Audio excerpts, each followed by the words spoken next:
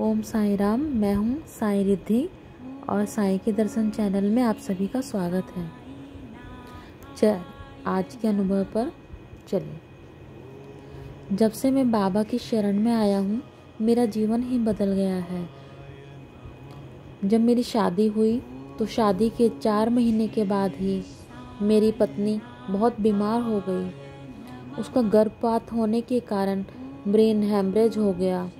वह लगभग 6 महीने तक हॉस्पिटल में रही। फिर डॉक्टर जो उसका इलाज कर रहे थे, उन्होंने कहा कि अब इसके बचने की उम्मीद बहुत कम है और अगर ये बच भी गई तो इसकी दिमागी हालत ठीक नहीं हो सकती। फिर डॉक्टर्स ने बताया कि उसकी बेबी ट्यूब खराब हो चुकी है, अतः यह कभी माँ नहीं बन सकती। यह सुनकर मेरी पत्नी पागल जैसी हो गई। हॉस्पिटल से घर आने के बाद 1.5 साल तक वह बिस्तर में बेसुध हालत में पड़ी रहती थी। मेरी माँ ने उसकी बहुत सेवा की। एक बार उसने आत्महत्या करने की कोशिश भी की। हम बहुत परेशान हो गए थे। किसी के कहने पर हम एक बार पीर बाबा की समाधि पर उसको मत्था टिकाने के लिए लेकर गए। वहाँ पर साईं बाबा की फ़ोटो भी लगी हुई थी। तब बाबा की फ़ोटो देखकर मेरी पत्नी उसने पूछा, यह कौन है?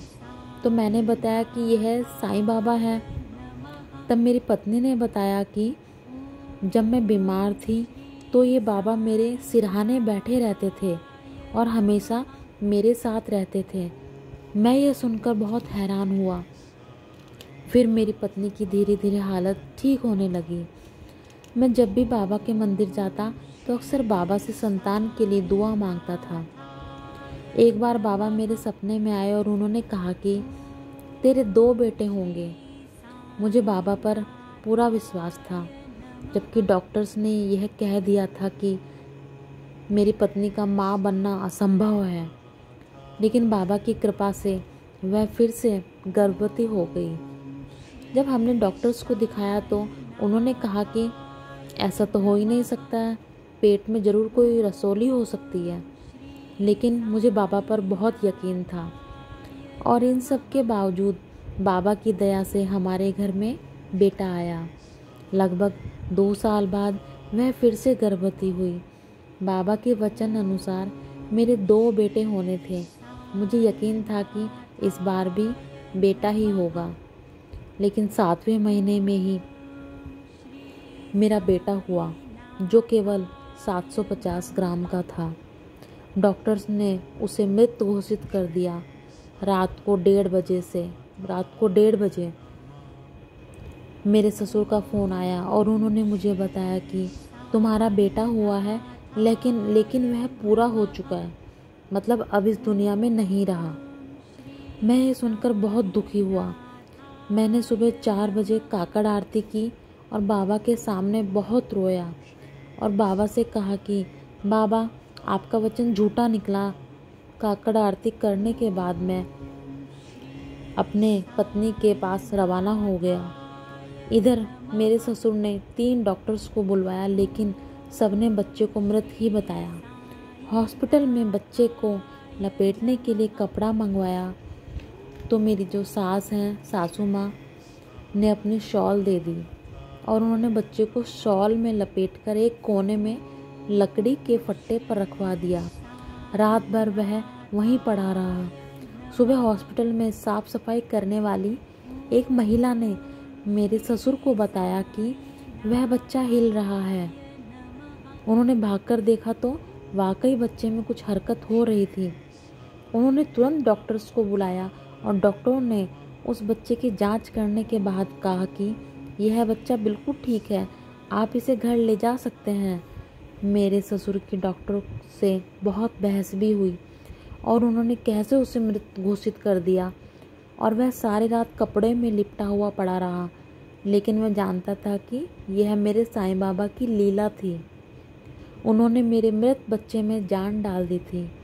मैं अपनी पत्नी और बेटे को लेकर अपने घर आ गया और 3 दिन तक वहाँ उसे हॉस्पिटल में रखा। तब डॉक्टर्स ने कहा कि यह बिल्कुल ठीक है और अब आप अपने बच्चे को घर ले जा सकते हो। अब वह 6 साल का हो गया है और बिल्कुल ठीक ठाक है। इस घटना के बाद मैं अपनी ज़मीन पर जहाँ पीर बाबा की मज़ार थी वहाँ बाबा का मंदिर बनवाना चाहता था। बाबा से प्रेरणा पाकर मैं जयपुर से बाबा की मूर्ति लेकर आया और मंदिर में निर्माण कार्य चल रहा था। मैं हॉल के मध्य में एक बाबा की मूर्ति स्थापित करना चाहता था। मंदिर का जो हॉल है, हॉल के कोने में ईंटें रखी थी। मैं हर वीरवार 4 किलो चावल का प्रसाद बनाकर बांटता था। एक वीरवार जब मैं प्रसाद बांट रहा था तो मैंने देखा कि मंदिर में उन ईंटों पर एक बुजुर्ग बाबा बैठे थे। मैंने उन्हें भी प्रसाद दिया। वे वहीं बैठकर प्रसाद खाने लगे तो मैंने कहा कि मंदिर के अंदर प्रसाद खाना मना है, बाबा आप बाहर जाकर खाओ। तो उन्होंने कहा मैं तो यहीं बैठूंगा और मेरी जगह भी यही रहेगी और मैं यहीं रहूँगा।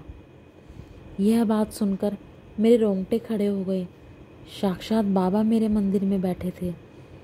मैं अपनी पत्नी को बाबा के दर्शन कराने के लिए बुलाने के लिए घर भागा।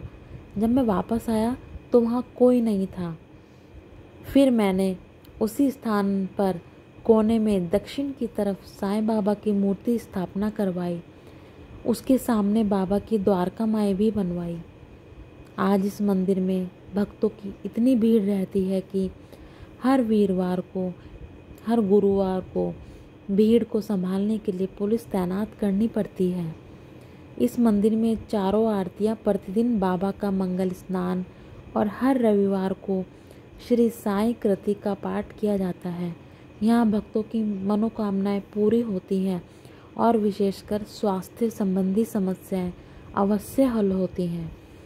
मेरा छोटा बेटा बाबा की दया से बिल्कुल ठीक है। वह बाबा की तरह ही बैठता है और बाबा की तरह ही गुस्सा भी करता है और बाबा का दीवाना है। आज मेरे पास जो कुछ है वह बाबा की ही देन है। बाबा की कृपा हम पर बनी रहे, बस यही मेरी तमन्ना है। बाबा जैसे आपने इन पर कृपा की ऐसे सब पर अपनी कृपा बनाए रखना, सबका कल्याण करना बाबा। अनंत कोटि ब्रह्मांड नायक राजाधिराज योगीराज परब्रह्म श्री सच्चिदानंद सद्गुरु साईनाथ महाराज की जय। सबका कल्याण करना बाबा। ओम साई राम, सबके दुख दूर करना। जय साई राम।